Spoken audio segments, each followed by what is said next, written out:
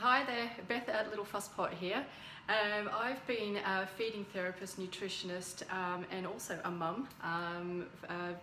The mum for 6 years, feeding therapist for 5 years. And one of the major areas that I focus in are children with extreme fussy eating or sensory processing issues or a lack of nutrition in their diet. And one of the major questions that I get asked is how to get my child to eat quicker in the morning.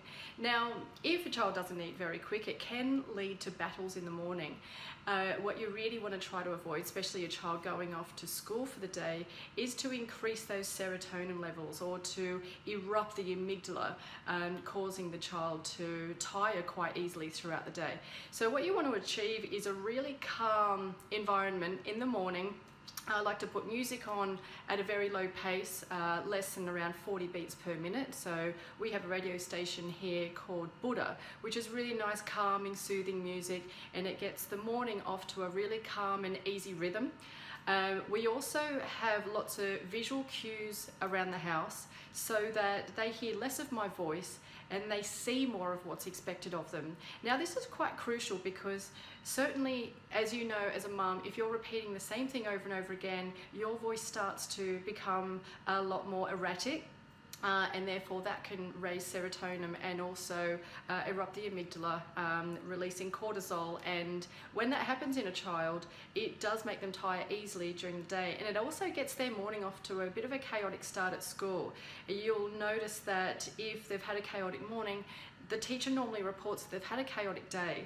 So it really is crucial for you to get your morning off to a really calm and easy start. And I'm going to share with you today a bit of a 5-minute rundown of how I run my mornings. It's down to a really fine-tuned, by-the-minute routine. The children know what's expected of them, and I'm going to share that with you today. So a couple of little tools I like to use. The timer clocks. If you haven't seen these, I believe that every single household, I also send one along to my son's school. I think every single household should have one of these, especially if you have a child that finds it a little bit difficult to understand what 5 and 10 minutes is. I mean, how is a child to know what 5 and 10 minutes is unless they feel it and see it? So this gives them a visual idea by dragging the red line along here of what 15, 10, and 5 minutes is, and how it moves without any without any input. It moves along, and we can't control it. Time moves along, and it's really important for a child to understand that time moves and we can't do anything to stop it. So if they start mucking around at breakfast time or whatever, time just still moves on. There's this other one here. These are called the timer clocks. This one here is great for using outdoors. It's almost indestructible. It's got a hard case, so any sand or anything that gets in there, as you see, it's quite loud. Any sand that gets, there won't be any sand that gets in there. It's quite a durable clock.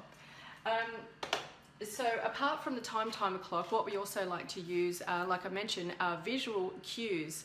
Now, it's easier to communicate to a child that finds it a little bit hard to process information. And let's face it, most children around about the age of 3 till, I don't know, when they start listening, maybe 8. I'm not at that stage yet. I don't have children who listen, but it's so much easier to give them visual cues. And if they see this every single day, they understand what's expected of them.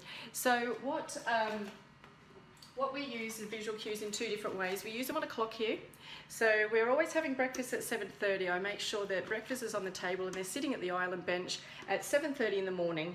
And they have, well, around 20 minutes until they need to brush their teeth. If they finish their breakfast earlier, this becomes playtime, and then I set the timer according to how much time they've got left. And when that goes off, they know that they have to, move on to the next visual cue.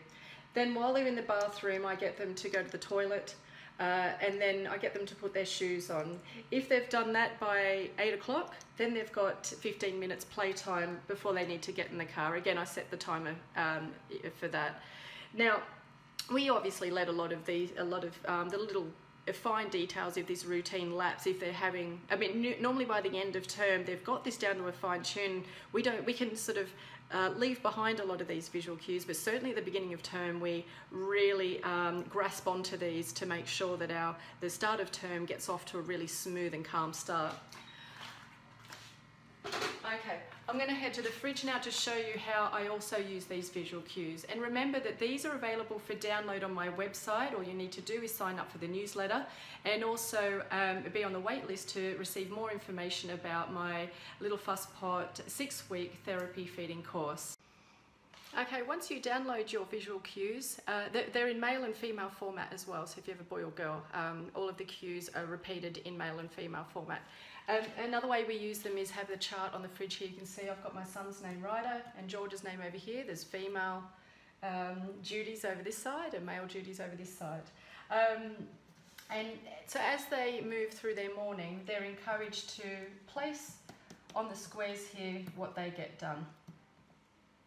Okay? There you go. Breakfast time. And then